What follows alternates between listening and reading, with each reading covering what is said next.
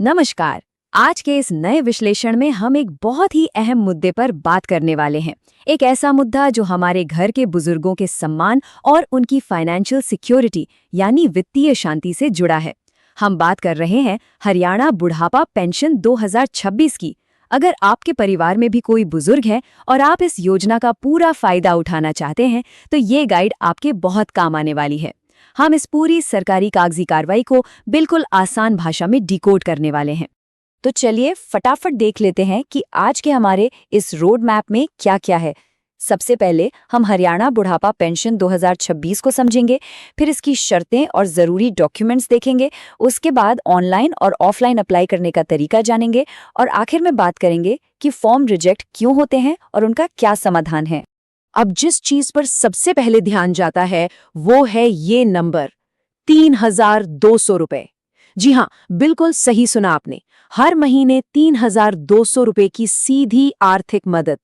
ये पैसा डायरेक्ट बुजुर्गों के बैंक खाते में आता है और सच मानिए ये एक अमाउंट ही इस योजना की अहमियत को साफ साफ दिखा देता है।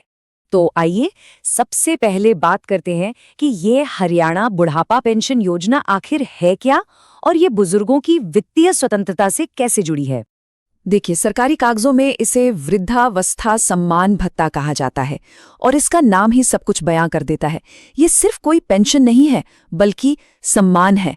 इसका सीधा सा मकसद ये है कि हमारे बुजुर्गों को अपनी छोटी छोटी जरूरतों के लिए किसी पर निर्भर न रहना पड़े। ये योजना सीधे तौर पर उन्हें सशक्त बनाती है ताकि वो अपनी जिंदगी पूरी गरिमा और आज़ादी के साथ जी सकें। अब आप सोच रहे होंगे कि क्या हर कोई इसके लिए अप्लाई कर सकता है? तो चलिए अपने दूसरे हिस्से की तरफ बढ़ते हैं और देखते हैं कि इसके लिए पात्रता यानी एलिजिबिलिटी क्या है। कोई भी कागजी कार्रवाई शुरू करने से पहले ये 5 बुनियादी शर्तें पूरी होना बहुत जरूरी है। पहली शर्त है उम्र। आवेदक की उम्र कम से कम 60 साल होनी चाहिए। दूसरी, उनका हरियाणा का स्थायी निवासी होना जरूरी है। तीसरी बात इनकम की है, मतलब परिवार की सालाना आय सरकार द्वारा तय की गई सीमा के अंदर ही होनी चाहिए। और चौथी पांचवी शर्तें थोड़ी टेक्निकल हैं। उनका एक चालू बैंक खाता होना चाहिए और सबसे जरूरी बात, आधार कार्ड उस बैंक खाते और एक एक्टिव मोबाइल नंबर से लिंक होना ही चाहिए। तो यहाँ सबसे अहम बात जिस पर हमें खास ध्यान देना है वो है परिवार पहचान पत्र, यानी जिसे हम पीपीपी भी कहते हैं। हरियाणा के अंदर ये दस्तावेज इस पूरे सिस्टम की रीढ़ की हड्डी है। ये एक ऐसा जरूरी सरकारी डॉक्यूमेंट है जिससे आपकी फैमिली इनकम वेरीफाई होती है और यही आपको सीधे सरकारी योजनाओं से जोड़ता है। मतलब अगर परिवार पहचान पत्र अपडेटेड नहीं है तो समझ लीजिए आपकी फाइल आगे नहीं बढ़ पाएगी। अच्छा, अब जब शर्तें समझ आ गई तो तीसरे हिस्से की बात करते हैं, जरूरी डॉक्यूमेंट्स। आइए देखते हैं कि एप्लीकेशन तैयार कैसे करनी है। अच्छी बात यह है कि सरकार ने डॉक्यूमेंट्स के मामले में काफी फ्लेक्सिबिलिटी दी है। उम्र साबित करने के लिए आपके पास कई ऑप्शन हैं, जैसे जन्म प्रमाण पत्र, वोटर आईडी या फिर स्कूल का सर्टिफिकेट। घर के पते यानी निवास के लिए राशन कार्ड या डोमिसाइल सर्टिफिकेट चल जाएगा और फाइनेंशियल जानकारी के लिए बैंक पासबुक की कॉपी और आय प्रमाण पत्र लगाना होगा। इसके साथ बस अपना आधार कार्ड और 2 पासपोर्ट साइज फोटो तैयार रखिए और आपका काम हो गया। लेकिन रुकिए, सरकारी दफ्तर के चक्कर काटने से पहले इस प्री एप्लीकेशन चेकलिस्ट को जरूर देख लीजिए। ये पक्का कर लें कि आधार कार्ड और बाकी सभी डॉक्यूमेंट्स में नाम और जन्मतिथि बिल्कुल मैच करती हो। यकीन मानिए, स्पेलिंग की एक छोटी सी गलती भी फाइल को महीनों लटका सकती है। इसके अलावा बैंक खाता आधार से लिंक हो और उसकी एनपीसीआई मैपिंग पूरी हो, वरना डायरेक्ट खाते में पैसे आने में दिक्कत होगी। और हाँ, जो मोबाइल नंबर आप दे रहे हैं वो बिल्कुल चालू होना चाहिए, क्योंकि सारे ओटीपी और अपडेट्स उसी पर आएंगे। अब आते हैं सबसे प्रैक्टिकल हिस्से पर, ऑनलाइन और ऑफलाइन प्रक्रिया। आखिर अप्लाई करना कैसे है? देखिए, फॉर्म जमा करने के 2 मेन रास्ते हैं।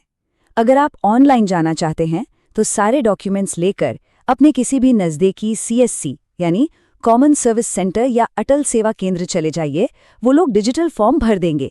लेकिन अगर आपके इलाके में ऑनलाइन सुविधा आसानी से नहीं मिलती तो टेंशन की कोई बात नहीं। अपना पुराना ऑफलाइन तरीका आज भी पूरी तरह काम करता है। बस समाज कल्याण विभाग के ऑफिस जाइए और वहां फिजिकल फॉर्म के साथ डॉक्यूमेंट्स की कॉपी जमा कर दीजिए।